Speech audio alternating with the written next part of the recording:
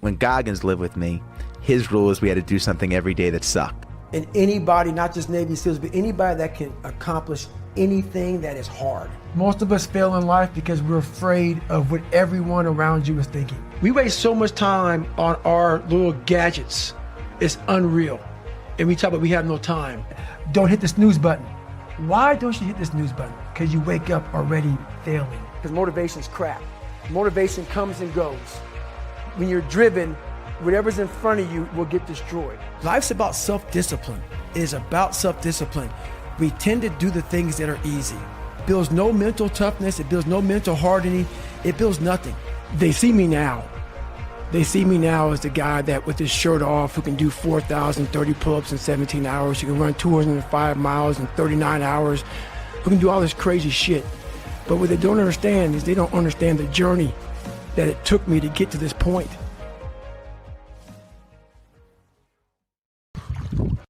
Never forget to train your fucking mind. In life, a lot of us work our fucking ass off trying to get to a better place, a place that makes us feel better about ourselves. Some people want to do ultra races. They're starting to PR during training.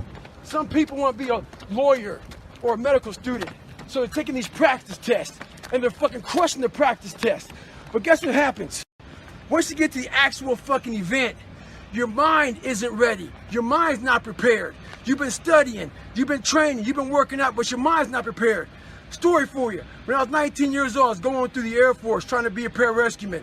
I was doing push-ups, sit-ups, swimming. I was doing all this shit, knocking out of the park. One of the best in the class. But the second the fucking op hard. If you want to be great, you want to be the baddest motherfucker ever at what you do, you're going to be misunderstood by everybody. Because you're going to be so fucking obsessed and so driven to get there. That's what it takes. It takes every second of your fucking life. Anybody says balance? Yeah, balance is important for a lot of fucking people. It is. But if you want to fucking go to that edge where people do not like you, don't understand you, question everything you fucking do, you've arrived. When you are misunderstood to the point where fucking people think you're psycho and you're nuts and you're this and that, why are you in the fucking gym at 1 o'clock in the fucking morning? You just got to doing an op for fucking 13, 14 hours after Ranger School, man, at the gym. What is wrong? You will never understand what is wrong with me.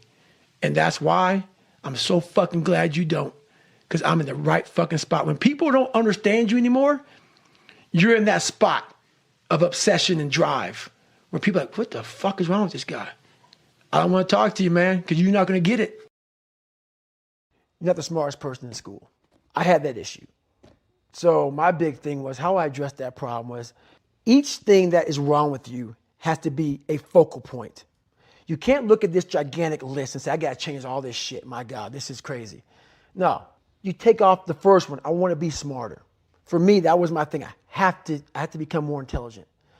I have such a severe learning disability. Man, I can't retain shit. I had to now get that one thing and then strategize in that one problem. How can I do this? I'm not going to learn like you. I'm not going to learn like anybody else. How am I going to figure this out? So I then figured out, okay, where are my strengths here? Where are my weaknesses in learning? All right, man, how am I going to do this? And I figured out a way to do it by just strategizing. So how I learn to this day, if I have a big manual to study, I will have to get a bunch of spiral notebooks from the daggone store. And each page, I have to write each page out, maybe 10 times. So there was a 1,000-page dive manual that I got 18 months before I went to dive school. Most people, I'm not smart, I'm gonna go see if I can pass this test. I realized, hang on a second, I'm not smart. How can I get past this? How can I get through this obstacle? I need to acquire this book 18 months in advance because it could take me 18 months to write down each page over and over again to then put it to memory. So when the question came up, I had written that question so many times down on paper that I can recall, okay, page 71 was where I remember seeing this, and I can recall it that way. And that's how I did it.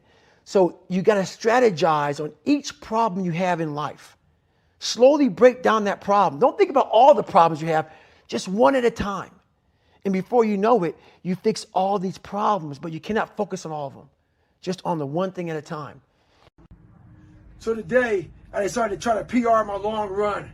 So the first half of the run, I'm feeling great. My mind is clear, nothing going on. Think about nothing but my running pace, what I'm doing, my breathing, everything like that. Get to mile 15, I turn around, and the demons start to creep in. That inevitable wall is creeping up on me. When you push so hard, something's about to give. And I start to give. My mind started to break down. I started feeling my legs starting to hurt. I started feeling dehydrated. Started feeling sorry for myself. Started looking around. No one knows I'm fucking out here running.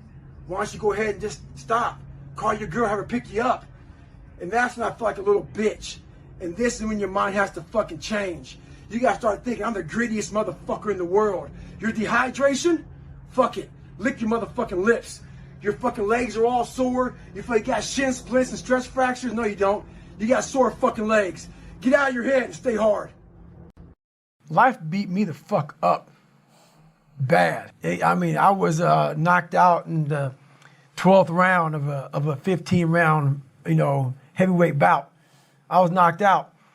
But what happened was in the 12th round, when the challenger turned his back on me, I was getting the fuck up.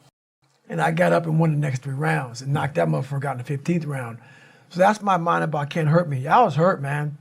Like literally, I had to overcome so much those first 26 years of my life. And I still do every day today. It's not over. But the mentality of can't hurt me is just that. No matter what's in front of you, man, you have to face, you have to confront, you have to overcome and move forward. So my father, some of the kids that bullied me, my learning disabilities, all these things I went through in life, stuttering, has so many different issues, failing and failing and failing, I had to overcome them. Or they would have overcame me. People have a hard thing to understand. I hate to run. And what makes me so crazy, it doesn't anymore, is people go, well, why do you run if you hate it? What are you talking about? I don't want to take showers and eat either. I hate that too. That's life, man. It wasn't until I changed that mentality that I became somebody. I hated going to school. So guess what? I was dumb as shit. But if you can get through to doing things that you hate to do, on the other side is greatness. That's what people don't understand. By me running, I am callous in my mind. I'm not training for a race.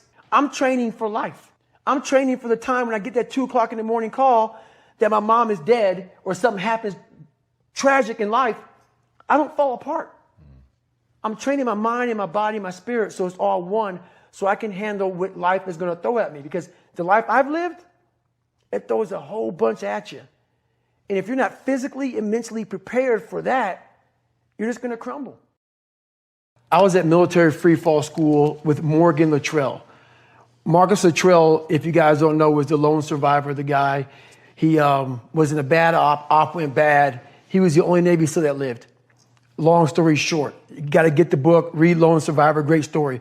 Morgan is Marcus Luttrell's twin brother, and I was there with Marcus. So what happened was myself and Morgan were in free fall school. At the same exact time, Marcus was in the worst incident in SEAL history. So I knew that Marcus might be dead. He wasn't dead. Everybody else was dead. So I actually brought Morgan, I actually told Morgan, hey man, your brother was in a bad incident. I don't know if he's alive. I don't know what's going on. Long story short, Marcus is alive, and I go on to want to raise money for families. All these guys died. They all had kids.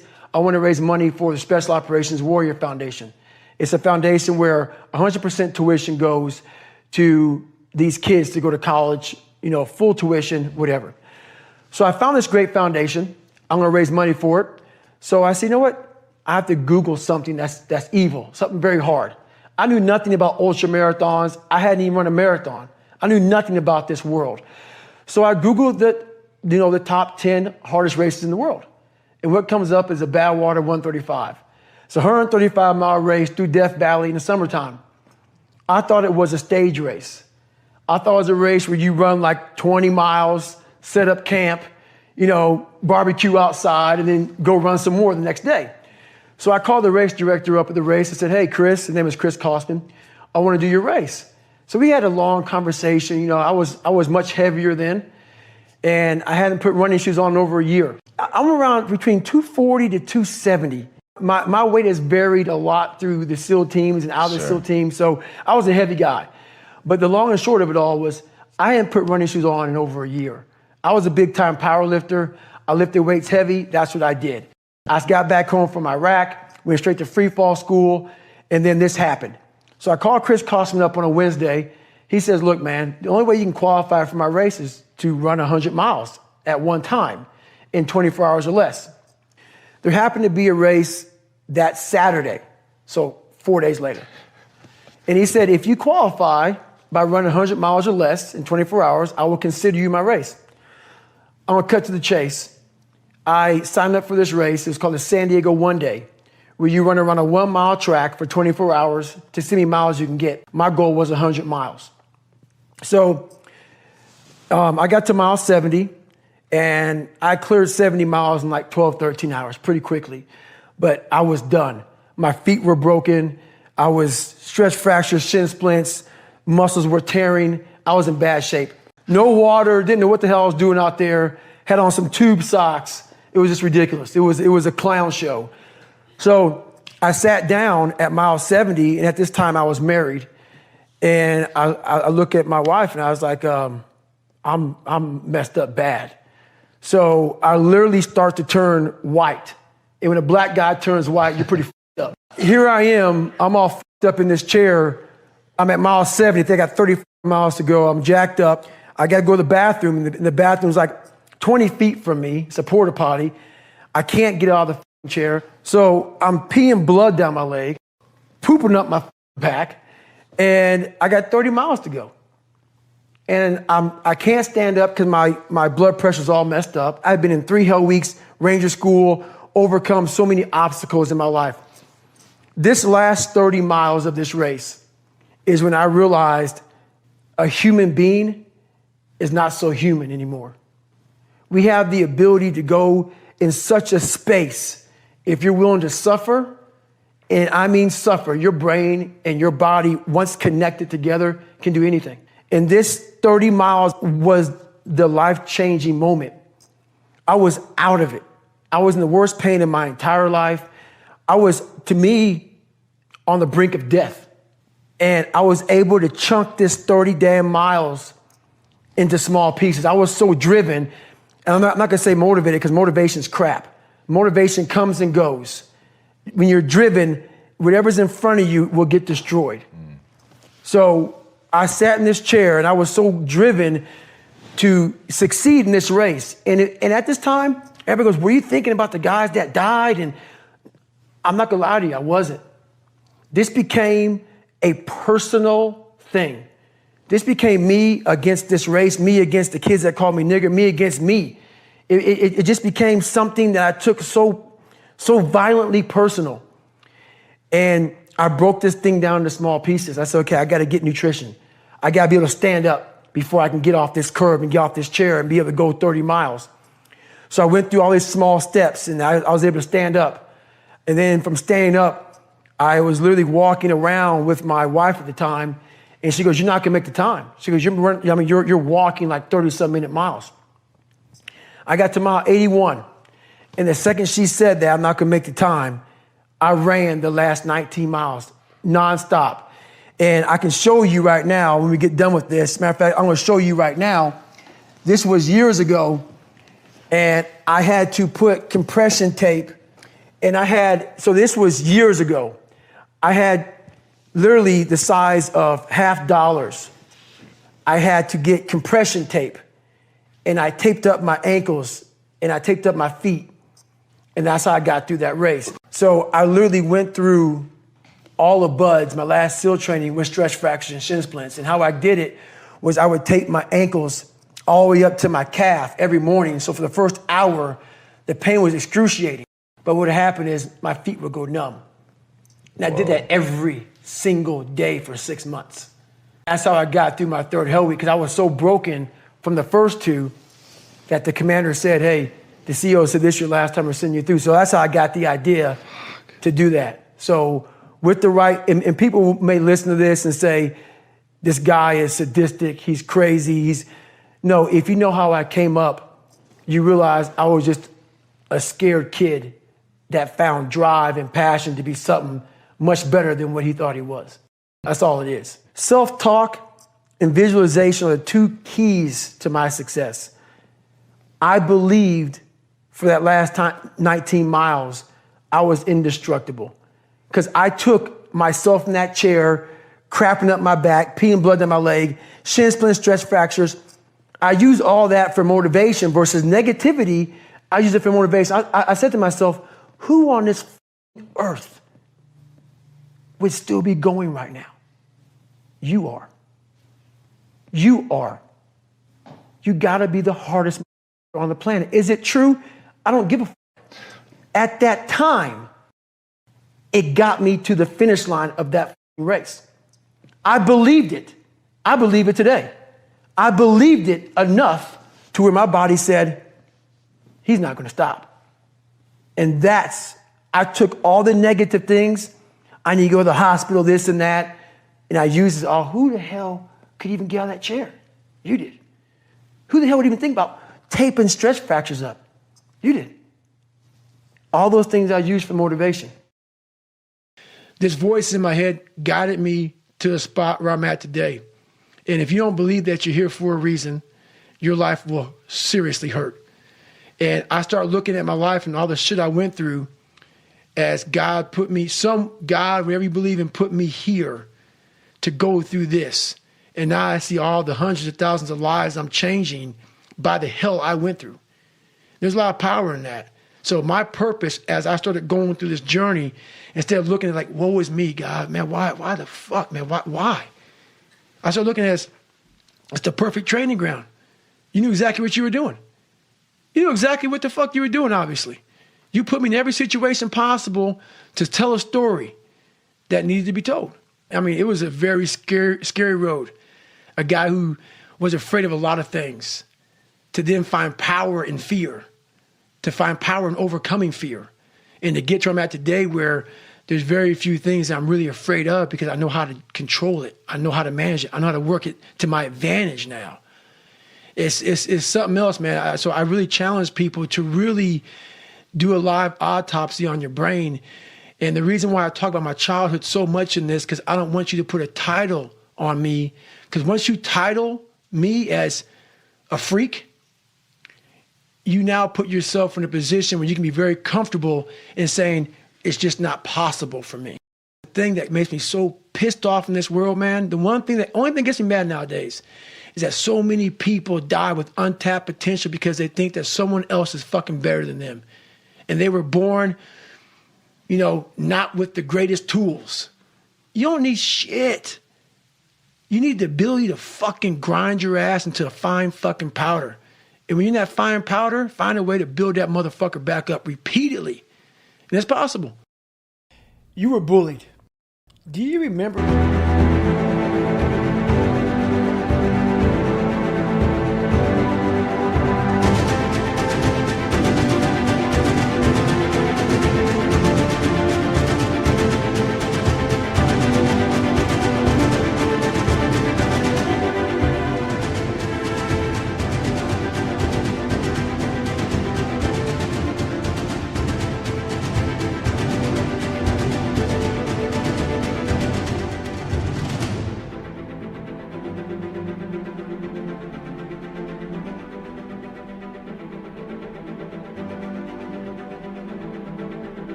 How many nights you spent by yourself in your fucking head thinking about what kind of piece of shit you were and how miserable that fucking was?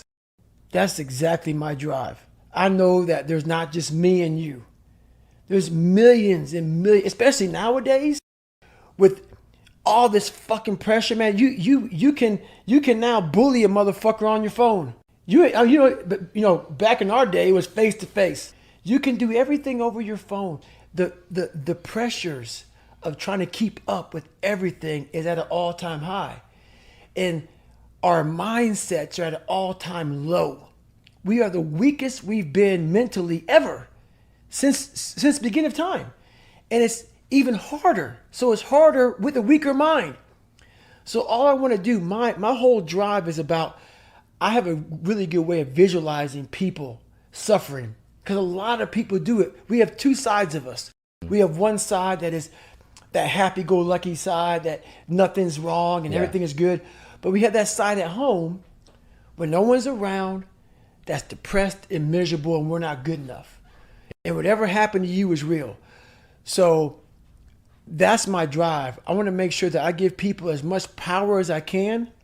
So when they get up every fucking morning, they know that, hey, I have the ability to not only survive in this world, but thrive in this world just by the mere fact of hearing about my story.